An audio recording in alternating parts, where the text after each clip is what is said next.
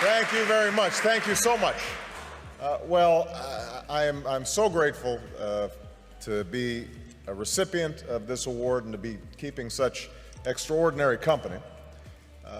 I first of all want to thank all of you who are involved in making this possible, but the main thing that I want to do here is to just say how I'm inspired by the young people who are represented here, because I think that's the purpose ultimately of this foundation. And I want to tell just a brief story because Archbishop Tutu is here, one of my heroes, and let you know where I was when I was about your age.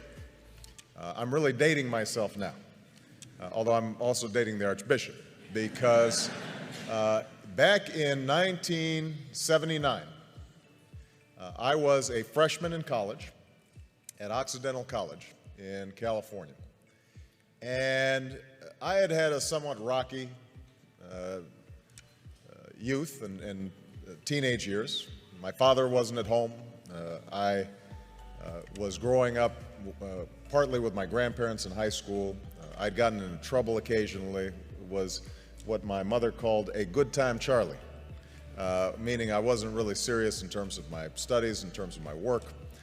Had some awareness of the world around me, had some sense of injustice and unfairness, but it wasn't finely honed, it wasn't well developed.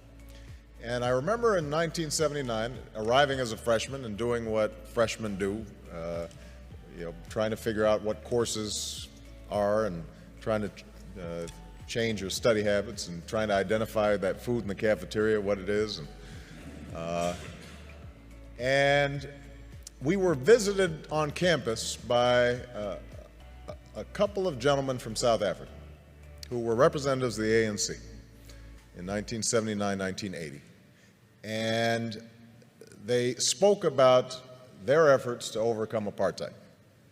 And for about an hour, myself and a group of students listened to these young men who were not much older than we were, describe the extraordinary struggles they were going through, the sacrifices that were being made, people who were enduring jail and torture and beatings because they had a sense that somehow, some way, justice would prevail. And that brief meeting, I think, in some ways changed my life, because what it told me, first of all, was that ordinary people can do extraordinary things when they're given an opportunity. We sometimes think that our leaders have to have fancy degrees or well-educated or some public office somewhere. These young men had none of those things. But what they possessed was an anger over injustice that they were able to channel in a constructive, positive way. And I thought to myself that they gave me some sense of the direction that my life might go.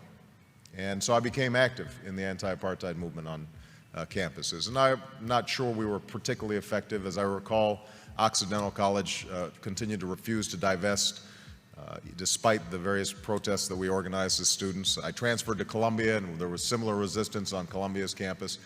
But over time, I like to think that I was part of that mosaic that applied pressure and ultimately helped those in South Africa achieve the extraordinary liberation that I would witness almost 10 years later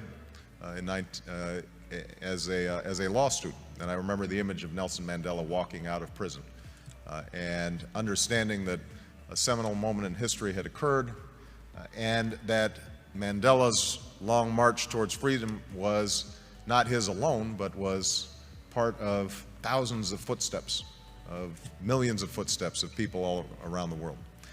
And I trace back me getting involved in politics to that moment, because as a consequence of that organizing on a college campus, I became a community organizer. As a consequence of a community organizer, after going back to law school, became a civil rights attorney. As a consequence of being a civil rights attorney, I entered the state legislature, and I now stand before you as a United States Senator and as a candidate for president. And so the primary message I guess I have in receiving this award is that all of you represent enormous potential and enormous possibility for change, because we all know that injustice still exists. It exists here in the United States, in every poor neighborhood, and in every inner city, and every rural community, all across the country. There is quiet desperation.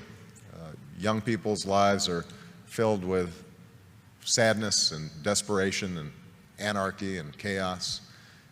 And obviously all around the world, we see those same symptoms of hopelessness made manifest in places like Darfur, in places like the Middle East, in places that too often are forgotten about and not written about until they flare up in tragedy.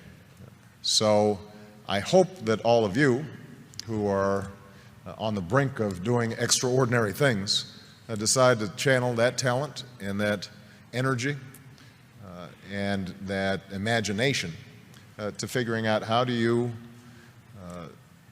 move the process along for a better history. You know, how do you put your shoulder against the wheel and move that boulder up the hill? And I'm absolutely confident that if all of you take up that challenge, the world is waiting for you, ready to be changed. Because I think we live in this moment in history right now where the hunger for change, the hunger for something new, the desire to break out of the ordinary, the self-interested, the petty, the trivial, is everywhere. And they're waiting for you. And so I hope that as you see the recipients of this award, you recognize that it's actually more of a tool to give you a little spark and drive you in the wonderful directions that I hope your lives take in the years to come. So thank you very much.